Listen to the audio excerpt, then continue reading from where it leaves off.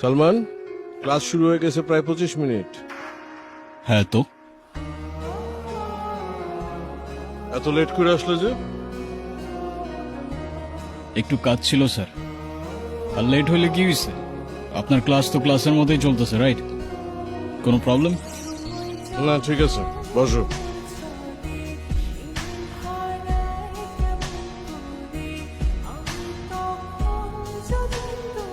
तो दूसरों को मार कर ही जिंदा रह पाए।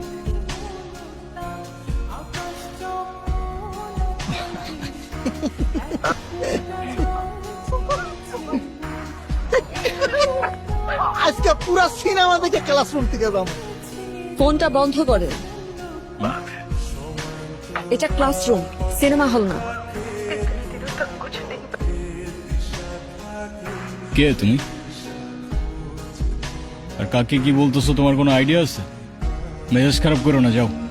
আমি কাউকে ভয় পাই না, আর সবাই চুপ থাকলেও আমি চুপ থাকবো না। এখন তুমি কাউকে ভয় পাবা কি পাবা না সেটা তোমার প্রবলেম, আর আমাদের এন্টারটেনমেন্টে ডিস্টার্ব করলে সেইটা আমার প্রবলেম। আর আমার প্রবলেম হলে সেইটা এই ক্যাম্পাসের সবার গলার কাটা হয়ে যায়। ভয় দেখাচ্ছেন? নাও, এই মেয়ে মানুষের এই এক প্রবলেম, সেম কথা বারবার রিপিট করতে থাকে। লিসন, আমার যদি এখান থেকে চলে যেতে হয় তাহলে এই কাহিনী অনেক দূর চলে যাবে, আর আমার মনে হয় না তুমি সেটা চাও। সো চুপচাপ গিয়ে লক্ষ্মী মেয়ের মতো বসে ক্লাস করো। সরি, ও বুঝতে পারেনি। এই চল তো। তো বুঝতে না পারলে বুঝাও। বাস, বাদ দে। আরে হয়তো অবুঝ। ওই মুভিটা ছাড়াও।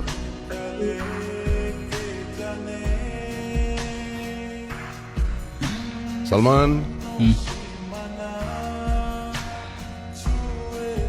হ্যাঁ পাপা। কোথায় থাকো প্রতিদিন এত রাত পর্যন্ত? পাপা, আমি কি এখনো স্কুলে পড়ি যে দেরি করে আসার জন্য তুমি আমার ক্লাস নিচ্ছ? ক্লাস নিচ্ছি না, আমি জিজ্ঞেস করছি। আমি তোমার বাবা, তোমার জন্য তো আমার টেনশন হয়। হ্যাঁ, আচ্ছা। আচ্ছা মানে কি? তুমি আজকে ভার্সিটিতে কি করেছো? আমি আবার কি করলাম? আমি আবার কি করলাম মানে? তুমি ভার্সিটিতে একটা ছেলের গায়ে হাত তোলনি? ও আচ্ছা, এই ম্যাটার। আর ওই ছেলেটা কি করছে সেটা শুনো নাই? সব শুনেছি, কিন্তু তাই বলে তুমি তার গায়ে হাত দেবে? তো আমি আর কি করব পাপা? হাতে চুরি পরে বসে থাকবো? আমি সে কথা বলিনি, কিন্তু তুমি কেন তার গায়ে হাত তুলে হাত নোংরা করবে? আমি আছি না? এরপরে এমন কিছু হলে তুমি আমাকে আগে বলবে, বুঝেছো? ওকে পাপা। এখন যাও, ফ্রেশ হয়ে খেয়ে নাও গে। ও আর পাপা, আমার কিছু টাকা লাগতো। কত? 50,000। কত? 50,000 হলেই চলবে।